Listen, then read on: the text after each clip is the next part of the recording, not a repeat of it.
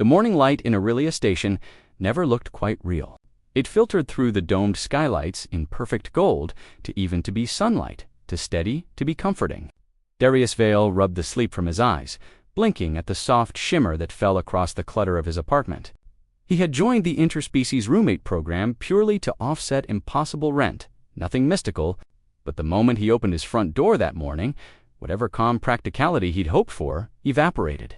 Standing in the doorway was a woman tall, furred in russet gold, with ears that tilted toward every sound and eyes the color of stormlit amber. She carried 3 travel cases, a bouquet of blue-scented starflowers, and the serene certainty of someone who already belonged. "By our customs," she said warmly, voice melodic through her translator pin, "you have chosen me. I will share your den, your meals, and your heart." Darius stared at her, words abandoning ship one by one.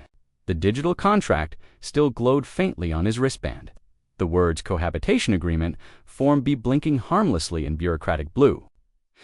I just needed a roommate," he stammered. The woman Kellis Wren, her ID chip declared, blinked once, her tail flicking like liquid flame. "Then I shall be the best one you have," she replied gently, and stepped inside as if the decision were mutual. Her confidence, her grace, the strange scent of spice and metal that followed her, all of it wrapped around the sterile little room until it felt transformed. He tried to protest, to explain, but somehow her calm presence dissolved the edge of argument. Half of him already suspected that nothing about this arrangement would stay simple. The first morning of shared space began with the unmistakable sound of humming. Darius groaned, dragging himself from bed. The hum was low and rhythmic, coming from the kitchen alcove, definitely not in the program's brochure. He shuffled in, expecting chaos, and found Kellis perched neatly on the counter. Her tail coiled around her ankles like a patient serpent. She was watching the toaster with intense concentration. "Good dawn, V.A. Darius," she greeted brightly, her accent rolling through his name like music. "I have mastered your bread browning device." The toaster dinged obediently, revealing 2 slices that looked closer to charcoal than breakfast. Darius rubbed his eyes. "Yeah," he muttered. "Looks like it surrendered." Her ears folded in dismay. "Darker is better." "No. Not when it smells like space-burnt rubber," he said dryly. She nodded solemnly. "Then I shall avoid carcinogens," he sighed, fighting a smile. "That's all I ask." Within 3 days, Darius discovered that cultural exchange was an optimistic phrase for everyday chaos. The Volpiner approach to domestic life apparently involved singing while cleaning and rearranging furniture in alignment with planetary energy lines. He came home one evening to find his couch buried beneath shimmering fabric and half-constructed bead curtains. "What happened here?" he demanded. Kellis looked up from her work, expression earnest. The harmony flow was too linear. I softened it for balance. "It's a studio apartment," he said flatly. "Exactly," she answered, with gentle patience. That was the problem. Against his better judgment, he couldn't stay angry. There was something about the sheer sincerity in her tone, the way she approached every task as if the universe might applaud her for trying. As the days stretched into weeks, their routine formed its own odd symmetry. She woke early, always humming. He stumbled awake an hour later, following the smell of steeping tea and toast that wasn't burnt progress. Kellis asked questions about everything: why humans slept so long, why they preferred shoes indoors, why his workbench was always cluttered with unfinished circuits. When he explained, she listened as if the answer itself were a rare mineral to be cherished. Sometimes he'd catch her watching him instead of her translation pad. Her ears tilted forward, expression soft and unreadable. When he asked why, she would smile and say, "I am studying human focus." It should have unsettled him. Instead, it made the apartment feel alive. Then came the morning that altered everything. Darius stumbled into the kitchen to find a full meal waiting: seared greens, glowing noodles, and something that emitted faint wisps of gold steam. "What's this?" he asked. "Breakfast for bondmates," she replied simply. He blinked. "Bondmates?" "Yes," she said, tail flicking happily. "You signed the partnership form." He grabbed his wristband in disbelief. The contract's translation flickered between Earth Standard and Volpiner glyphs. In the fine print, it read, Tier 3 Cohabitation Provisional Domestic Union. His heart sank. "That's Not what I meant to sign. Kellis' ears drooped, her voice small. You do not wish to share union? He hesitated, guilt gnawing at him. Her disappointment was almost physical in the air. Finally, he exhaled. Look, maybe it's a translation issue, but if it means you can stay, I'll go with it. Provisional bondmate, or whatever. Her face lit up, radiant as sunrise. Then it is settled. From that day, the rhythm of his life changed entirely. Kellis rose before dawn to brew tea she called Spirit Wake, placing it beside his bed before he stirred. When he blinked awake, she would be sitting cross-legged by the window, tail curled around her, greeting the day as if it were an honored guest. This ensures your soul wakes before your body, she explained. The tea was sweet, floral, and strong enough to clear fog from his head. That's actually good, he admitted. She smiled faintly. You are grumpy before sunrise. I wish to fix that, he chuckled, despite himself. I'm not grumpy, you growled at the kettle yesterday. He couldn't argue. Their cultural differences, once exhausting, became endearing. She labeled the pantry by scent rather than alphabet, organized his messy workstation with ritual precision, and left folded notes on the counter, written in shaky human standard, eat before work. Wear warm jacket. When he thanked her, she'd wave it off with a quiet, it is what bondmates do. The word still startled him every time, carrying more warmth than he knew how to process. Yet gradually, he stopped correcting her. The apartment, once sterile and echoing, now smelled of spice and steam, her soft, laughter-filled corners that used to hum with machinery alone. One night, he returned from the shipyard to find her asleep on the couch, tail draped across her nose. The soft light from the lamp haloed her fur, like fire through glass. He stood there far too long, uncertain whether to wake her or memorize the moment. That hesitation became his silent confession. The next day, he caught himself reading about Vulpiner customs on his lunch break. The more he learned, the more he realized how deep her gestures went to every cup of tea. Every tidy corner, every song was a piece of devotion, disguised as habit. He sat there in the noisy cafeteria, tablet glowing, whispering to himself, so when she makes tea, that's not breakfast, it's affection. By the end of the first month, even his co-workers noticed. Vale, his colleague Myra, teased, leaning over his workbench, your mysterious fox girl packing you lunch again. He rolled his eyes. She's not packing me lunch. She's organizing meal synergy or something. Sure, Myra smirked. Keep telling yourself that. Just don't break her heart, man. The tales love deep. He grunted, pretending not to care, but the warning stayed with him. That evening, when he returned home, Kellis was kneeling by the sofa, arranging cushions into a perfect circle. What's this? He asked. A rest nest, she said simply. For your spirit, it tires easily. He laughed, but she only tilted her head, serious. You work too hard. You forget softness. I will remember for you. And somehow, when he sat down among the pillows, the exhaustion of weeks slipped away, as if her logic had been right all along. Over time, small rituals grew between them. She'd leave his tea by the bed. He'd fix the broken adapter on her translation pin. She'd hum while he soldered circuits. He'd tell her stories about Mars Station 9 and the recycled air that tasted like burnt plastic. She listened, like each word was a treasure map. In return, she shared her world the vast forests of Vulpinara. The way light filtered through crimson leaves, the songs sung during the bonding season. He didn't understand half the cultural nuances, but the emotion behind them needed no translation. Sometimes he caught her looking at him with a softness that made his pulse trip, and he wondered if maybe provisional bondmate wasn't so provisional anymore. Darius told himself it was fine to let her believe what she wanted, but deep down, every act of care from her drew an unspoken promise out of him. He started leaving little gestures of his own repaired trinket on her desk, a cleaned mug waiting for her tea, even the small act of remembering her preferred temperature setting before she asked. Each time her tail flicked in content rhythm, something inside him shifted, slow and inevitable. What began as accident was quietly becoming choice. One night, Kellis joined him on the balcony, overlooking the city. Neon currents shimmered far below, washing their faces in silver. She carried 2 cups of tea, offering one without a word. They sat side by side, their silence as easy as breathing. When I came here, she said softly, I thought humans lived alone because they feared sharing. He considered that. We fear the wrong kind of sharing, he admitted, the kind that hurts when it ends. Her ears twitched thoughtfully. Then we will make one that does not end. He laughed quietly, unsure if she was serious. But when he looked at her, he saw no jest, only calm certainty, the same certainty she'd worn the day she arrived.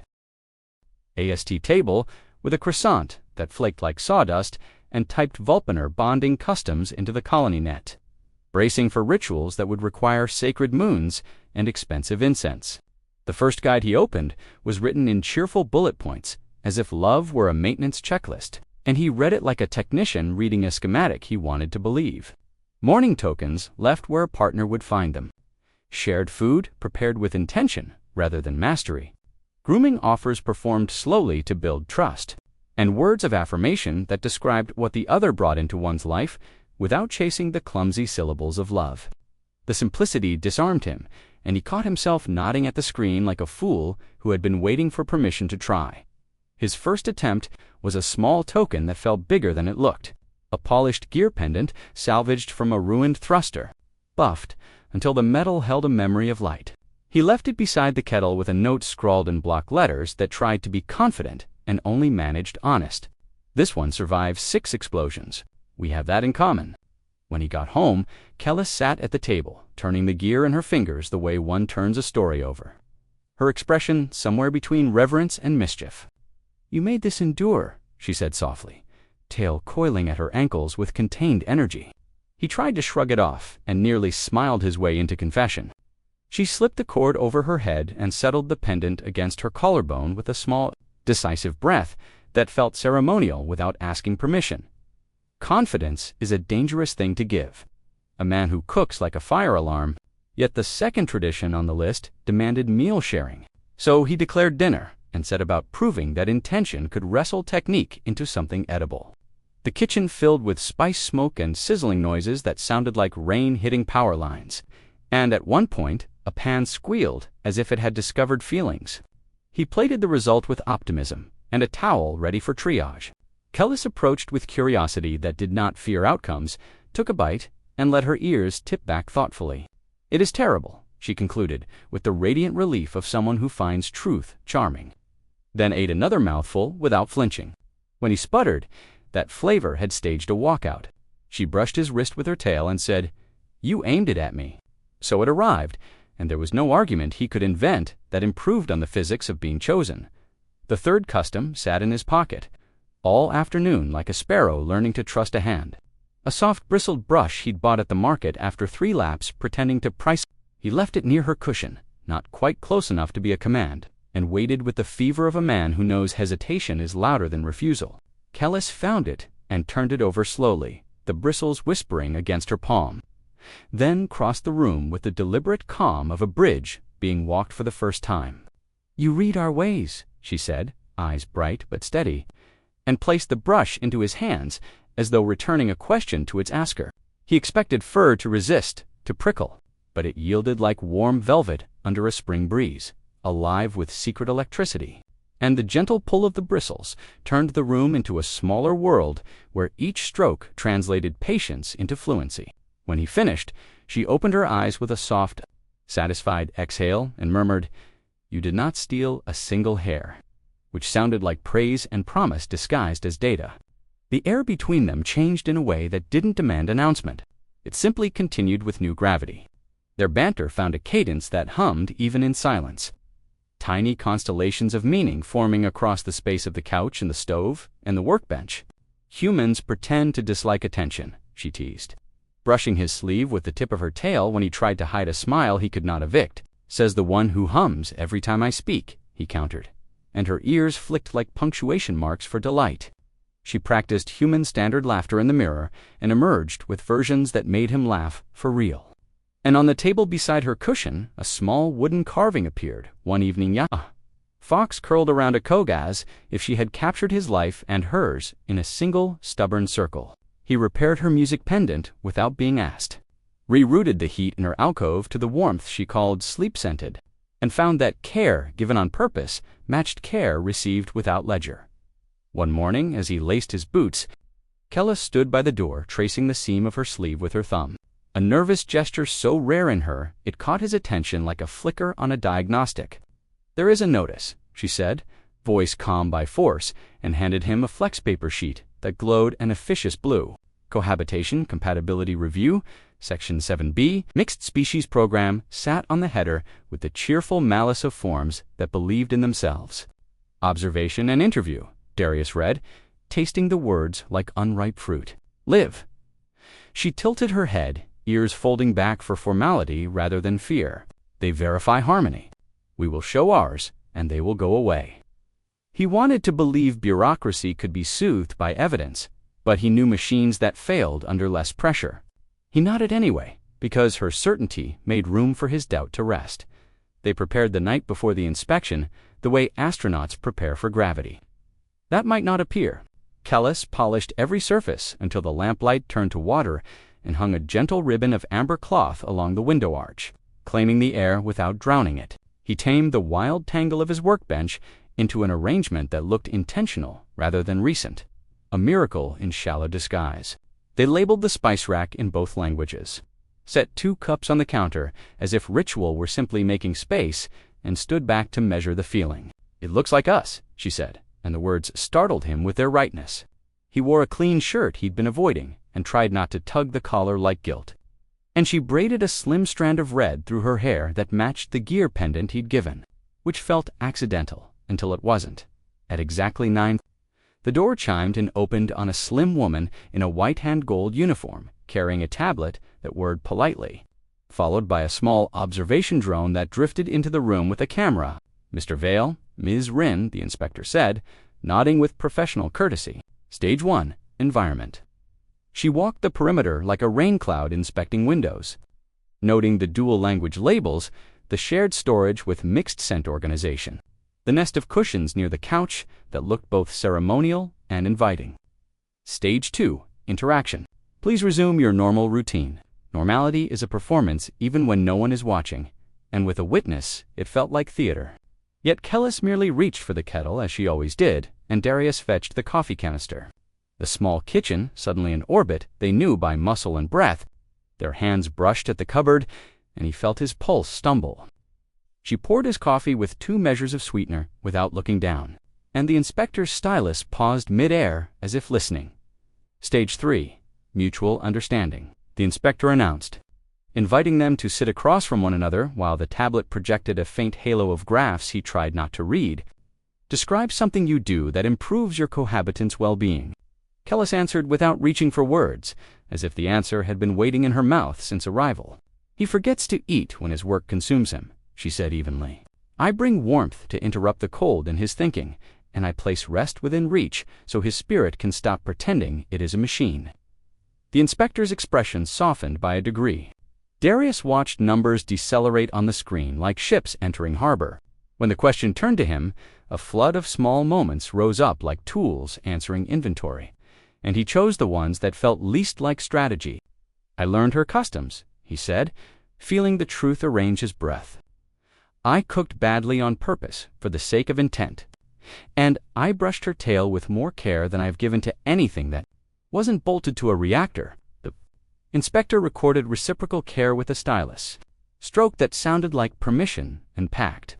Her tablet with a satisfied snap, leaving the drone to drift toward the window like a bored moth. "You'll receive results within 48 hours, she said, almost kind, and exited with a swish of uniform that left the apartment quieter than it had been all morning. Darius let out a breath he'd caged and looked at Kellis, who wore the small, private smile of someone who had decided to be proud. "I told you we would show harmony," she said, tail ticking like a metronome that had found the beat. "We don't know if we passed," he countered, but doubt lacked the strength to stand. And she poured tea into both cups, as if the verdict had already been delivered where it mattered. They sat at the table where their words had just been made into lines on a graph, and drank in the easy hush that arrived after proving something. Without shouting, the notification pinged Darius's wristband 2 days later, while he stood beneath a carrier's ribcage, swapping out a coolant relay. The world reduced to blue light and the metallic taste of concentration. He wiped a streak of grease on his coverall and open the message because suspense corrodes faster than rust. Compatibility review. Successful. Tier maintained. Optional status upgrade available. Domestic partner classifications, level 4. And watched uncertainty pass across her face like a cloud noticing the sun. It was later, while he knelt by the wall, tightening the outlet that sparked under pressure, that her voice came so soft it almost didn't land. "You spoke beautifully to the inspector," she murmured, as if compliment and confession had decided to share a sentence. "I wondered whether you spoke it to pass." He set the screwdriver down and turned because some questions deserve eyes. "I said it because it was true," he answered, and the quiet rang with the sound of something fragile, refusing to break. She studied him with that steady, unblinking attention she reserved for systems she intended to understand, then stepped close enough for her tail to brush the back of his hand like a signature steadying itself. "Among my people," she said, voice barely above breath. "Passing the trial confirms a bond that may be unchosen if the heart objects." He matched her gaze and asked the only test that mattered. "Does your heart object?" Her ears tipped forward, slow as dawn. "It does not," he swallowed, felt an old fear loosen a bolt, and allowed the answer that had been walking toward him for weeks. "Mine doesn't either." They didn't make speeches after that. They didn't need ceremony to sanctify what habit had already declared. Instead, they did what they always did. Poured into familiar cups, cushions, arranged by instinct. The talk, drifting to trivialities, made golden by the knowledge that triviality is a luxury of the safe. The city lay outside like circuitry seen from orbit, pulsing and remote. And the drone that had watched their morning life now bobbed beyond the window with a tiny blinking light they did not register because relief had narrowed the world to a table. 2 hands, and steam rising. Khalees smiled over the rim of her cup and said, "Then we continue." And he nodded, because continuation is the most romantic promise most lives ever require. Darius didn't call the housing office about the optional upgrade. Labels felt late to a party the heart had already begun, and the quiet agreement between them carried more weight than any badge. That night he found the brush on the windowsill exactly where he remembered leaving it the first time, and he sat behind her as he had before, careful with every pass. The lamplight threaded copper through her hair and pooled on the small gear pendant at her throat, and the rhythm they made together turned into a language whose verbs were gentleness and patience. "Your hands remember," she murmured, and he smiled because some memories live in muscle long before the mind files them. When he laid the brush aside, she didn't shift away, simply turned until her forehead rested against his and the air between them moved in the shallow tide of matched breath. No vows, no witness. No favorite song, only the recognition that they had already promised. The thing that mattered in 100 domestic gestures. Across a dozen ordinary days, they went to sleep with the window cracked and the city's glow washing the ceiling in slow waves. And if there was a blinking indicator on the observation drone that had not yet powered down, neither of them saw it because trust had finally silenced the part of the mind that watches for exits. Morning would come with its usual gold, pretending to be sunlight. The kettle would sing, and the day would ask for work and jokes and lists and small mercies. Somewhere beyond the skylights, a bureaucracy would update a file to note eligible for status upgrade, and a colleague would plan a joke at his expense, and the spice rack labels would peel at the edges and need to be pressed down again. In the meantime, Darius slept with a tail resting warm across his ribs, and a future he had not planned using his chest as a pillow. And Kellis dreamed of forests that smelled like rain on copper, while the drone's light winked patiently, as if waiting for a curtain that had already fallen. Came to Aurelia Station with its usual illusion of sunlight gold painted on glass, humming through the vents with chemical precision. Darius stirred awake, not from the alarm, but from the scent of steeping tea and the low murmur of Kellis humming by the counter. For weeks now, this had been their rhythm. Her voice, the pulse of the morning. His half-awake grumble, the response she pretended not to hear. Yet that day, something in the air felt altered, as if the small universe they had built together had found a new orbit overnight. He sat up to see her tail curl lazily along the back of the couch, its rhythm calm, certain, and unbearably familiar. It startled him how ordinary she had become in his life, and how extraordinary that ordinariness felt. She caught him watching and grinned, sharp teeth flashing in amusement. "Polite hosts greet the dawn before it greets them," she said, her tone half teasing, half rule of nature.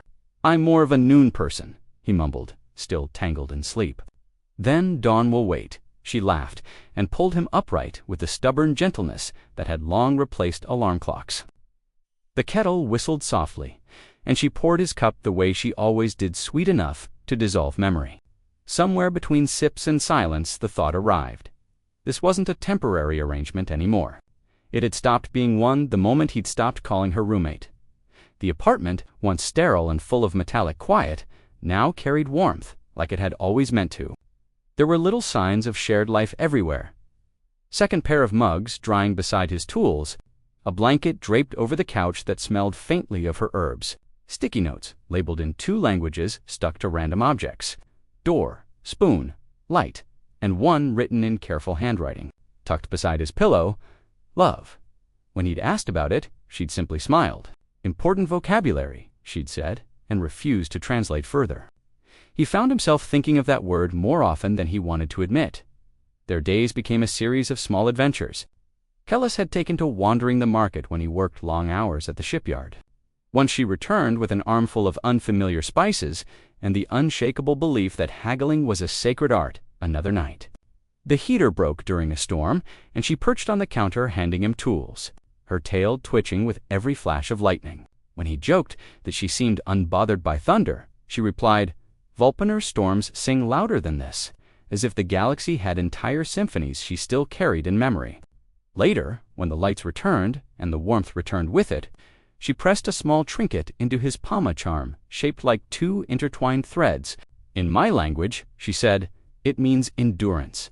He turned it over, feeling the grooves cut into metal, and wondered if she meant them or him. Some evenings they would sit on the balcony, watching the ships cut through the sky like glowing veins. Kellis would rest her head on his shoulder, and he would pretend not to notice how perfectly her breathing matched his. "Do you regret joining the program?" she asked once, voice barely louder than the hum of the city. "Not for a second," he said. She smiled, tail brushing his hand. Then it worked. That small content sentence echoed through him long after, returning like a heartbeat when the apartment went quiet. Of course, not every day was harmony. There were arguments about temperature settings, liked the air warm enough to wilt, electronics, and debates over what counted as clean. Once he came home to find she had rearranged every shelf according to scent rather than function. "The flow is better this way," she insisted. He opened a cabinet, sniffed, and found his wrench smelled like cinnamon. "Better is subjective," he argued. "Harmony is objective," she replied. They ended up laughing, tangled in the logic of 2 species who both believed they were right. Even their disagreements had begun to sound like affection, rehearsing its lines. Her curiosity about humanity didn't fade, it evolved. She watched dramas on the holoscreen and took extensive notes on human gestures. "Why do they touch faces before declarations?" she asked one evening, genuinely puzzled. "Because we're slow learners," he answered. Another time she caught a romance program mid-kiss, and her tail twitched. "That seems inefficient," she remarked. "All that tension just to touch mouths." "That's half the point," he said, amused. She considered that, and then nodded thoughtfully. Vulpener courtship relies less on anticipation, more on intention. "Figures. You people would just decide to be in love." "We decide," she corrected, "and then we keep deciding." The next day, she surprised him by cooking something that filled the room with citrus and smoke. Explaining it was a dish eaten to mark the end of uncertainty. "End of uncertainty," he repeated. She tilted her head. "You are sure of me now," she said, as if it were a fact, not a question. He wanted to laugh, to argue, but found himself smiling instead. "Yeah," he admitted. "I guess I am." Weeks slipped by until the program's oversight faded into rumor. They had passed every test. The government had stamped their coexistence stable, but stability was a word written by strangers. What they had was something else, an evolving rhythm, built from burnt toast, half-understood idioms, and the steady miracle of staying. Darius found that he no longer came home to the apartment. He came home into it. There was a difference, and it smelled like cardamom and solder and her. Sometimes, though, he would catch her looking at the stars beyond the dome, her gaze distant, her ears folded slightly back. "You miss your world," he said one night, not as a question, but as a recognition. She nodded, tail tightening around her legs. I miss its noise. The forests breathe loud, and here everything whispers. You could go back, he said softly. She looked at him then, eyes bright as molten glass. Could you? The silence that followed was not awkward but deep. Like an answer neither of them wanted to change. It was around that time the message came. A routine check, the system called ETA renewal confirmation for mixed species households. Harmless on paper.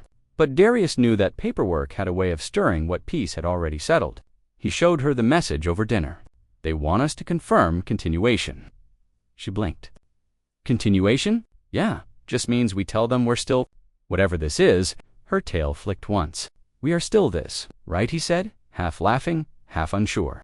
I'll mark it down. That night, she joined him on the couch, their usual reading time dissolving into quiet. The hum of the city filled the pause between breaths. Finally, she spoke, barely audible. Your world requires proof for what hearts already know. He thought about the line of bureaucratic forms that had brought her to his door. About how an accidental signature had turned into something that now defined his days. Yeah, he murmured. But maybe sometimes the proof reminds us not to take it for granted. She nodded, leaning her head against his shoulder again. Then let us keep proving it. The next morning, he found another note on the counter, written in her looping script. Your world needs records. Mine needs stories. We are both right. It made him laugh until he almost spilled his coffee. And when she came out of her room, her ears perked in pleased confusion at the sound. You read it, she said. I did, he replied, and you're insufferably wise. I learn from proximity, she teased, flicking her tail. By then, the shipyard crew had stopped teasing him. They simply accepted that his life had shifted. Mira once told him over lunch, you talk about her like she's gravity. He had tried to deny it, but ended up smiling instead. Maybe she is, he said, and I'm just lucky to be in orbit. Kellis, for her part, continued her study of humanity with scholar-level commitment. She labeled emotions as phenomena. Annoyance, soft. Fondness, reciprocal. Embarrassment, rare, delightful. Darius found half of them scrawled in her notebook and wondered if she had written his biography without meaning to. But what struck him most was how much she had started to mirror his world, her phrases, softened with human idioms. Her laughter finding human rhythm. Once she burned her paw on a hot pan and muttered, well, that's karma, and he nearly dropped his mug. You've been spending too much time watching human shows, he said. She smirked. You like my vocabulary? He did. Too much, then, came the evening that folded the last space between them. The city lights spilled through the window in long golden streaks, while Kellis brushed out her hair in slow, patient motions. Darius watched from across the room, pretending to tinker with a circuit board that had long been fixed. She caught him looking, as she always did, and said with gentle amusement, you watch as though I might disappear. He hesitated, just making sure you don't. She smiled, tail curling around her chair. Then come closer. Watching is colder than sharing. He moved behind her, fingers brushing the comb from her hand. The scent of her herbs wild, faintly sweet filled the space between them. He began to brush, careful, deliberate, each motion slower than breath. She relaxed into it, her shoulders softening, her breathing steadying. You remember the rhythm, she murmured. I never forgot. Her laughter was quiet, tender. Then you have learned our promise, he asked, voice barely a whisper, that the one who tends never turns away. His hand paused, then continued. Then I've already promised. When she turned, her forehead met his in the softest collision of warmth and uncertainty. Darius, she whispered, your heart is loud. He smiled. Yours isn't quiet either. Then let them meet halfway. The kiss that followed wasn't fireworks or symphonies, it was a slow merging of two people who had already lived the proof. When they pulled apart, she laughed, breathless. We are compatible. Guess the universe got one right, he murmured. Outside, Aurelia's lights burned steady, indifferent to the miracle inside a small apartment. They sat together, the comb forgotten on the floor, her tail draped across his lap like a vow written in warmth. So what now? He asked quietly. Now, she said, smiling, we continue deciding. That night, neither of them noticed the drone's silent return, its small lens blinking faintly through the window. The program, it seemed, wasn't done with them yet. But for once, Darius didn't care about oversight or reports or forms. He just let himself breathe in the scent of tea and spice and fur, realizing that somewhere between misunderstanding and meaning, he'd found home. The next cycle began with a soft vibration on Darius's wristband and a reminder he ignored twice before looking. A message from the Interspecies Cohabitation Office blinked with bureaucratic calm. Follow-up observation scheduled. The words felt too neat for what they meant. Strangers were coming again, to measure the shape of a life that had stopped belonging to forms. He sighed and set the device face down on the counter.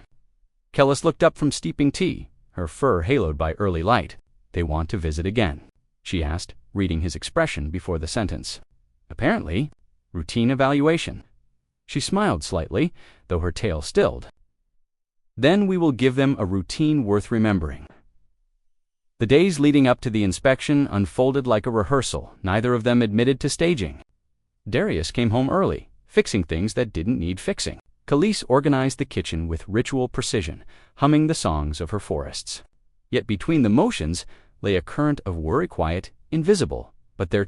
He would catch her gazing toward the window at the artificial skyline, ears twitching as if listening for something beyond it.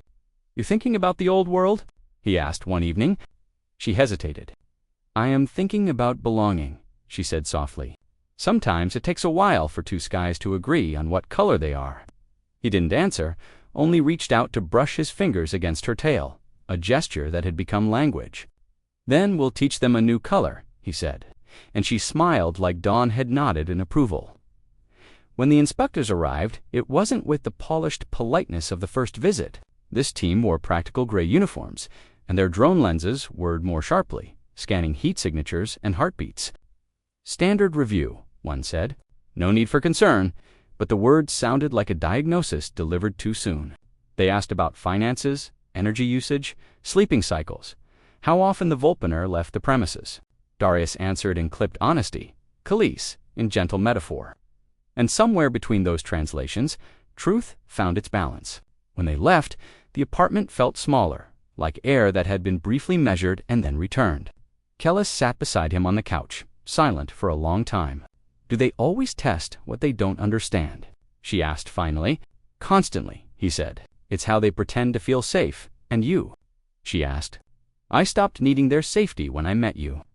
Her tail brushed his hand once, a soft punctuation mark. That night, they didn't cook. They ordered noodles that arrived lukewarm and perfect in their imperfection, and they ate them on the balcony under a dome full of false stars. Below, Aurelia's station pulsed with lightenless, restless, alive. Kellis leaned her head on his shoulder, the glow of the city reflecting in her eyes. "Do you ever want to leave?"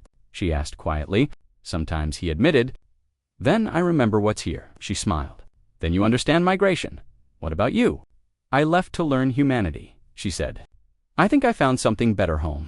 Weeks drifted by. The program never contacted them again, or maybe Darius just stopped checking the messages.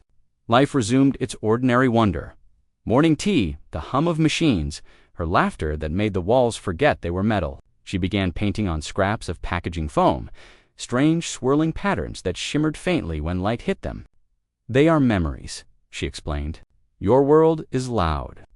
I paint the silence between the sounds." He hung one above the workbench, and she pretended not to notice, though her ears tipped forward every time. She walked by. One evening, a transmission arrived from the shipyard and offer for off-world assignment.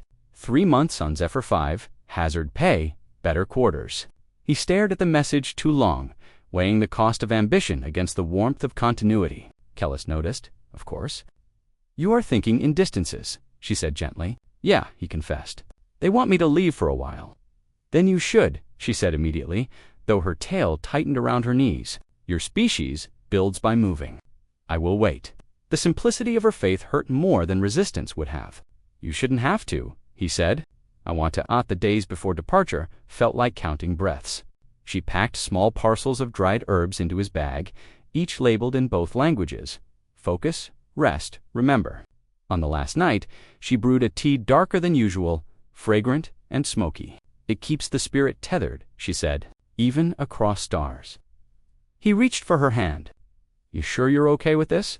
"You are not leaving me," she answered softly. "You are extending." The journey to Zephyr 5 blurred into routine. Ship hum, data logs, empty bunks.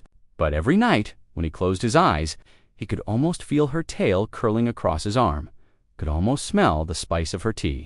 Messages came, daily short notes filled with humor and small observations. Your plant's still alive. It fears me. I learned to curse in human standard. It is delightful. The heater clicks less now. Perhaps it misses you. He wrote back every chance he got, the words turning into a lifeline disguised as conversation. 3 months later, he returned to a station that felt too quiet until he reached the corridor that led home. The door slid open, and there she was standing amid the scent of herbs and metal and tea, wearing the pendant he'd given her the first month. "You're early," she said, tail swaying. "Couldn't wait," he replied. She stepped forward, then hesitated only long enough to whisper. Then the tether worked. They fell back into their rhythm easily, but something had deepened, a quiet certainty beneath every touch. Darius noticed that she now spoke about we instead of you, or I. He found himself planning repairs and meals in plural without realizing it. Their world, once defined by accident, had settled into intention. One evening, as the station dimmed for night, Khalees set 2 cups on the table and lit a small flame between them. "A Vulpiner ritual," she explained. "For gratitude," he smiled. "For what?" "For everything that survived misunderstanding." They sat watching the flame flicker until it guttered into a thin thread of smoke. And in that moment, he understood that every strange ritual, every note, every shared silence had been leading hereto the simple, miraculous truth that they were both still learning how to stay later. When he finally slept, the city's glow washed the ceiling gold again. But this time, it felt real. Her breathing steadied beside him, her tail draped across his ribs like the weight of belonging itself. And as the hum of Aurelia folded into the rhythm of their heartbeat, Darius thought of all the forms he'd signed and all the choices he had, and how, somewhere between bureaucracy and miracle, he had found a life that needed no approval.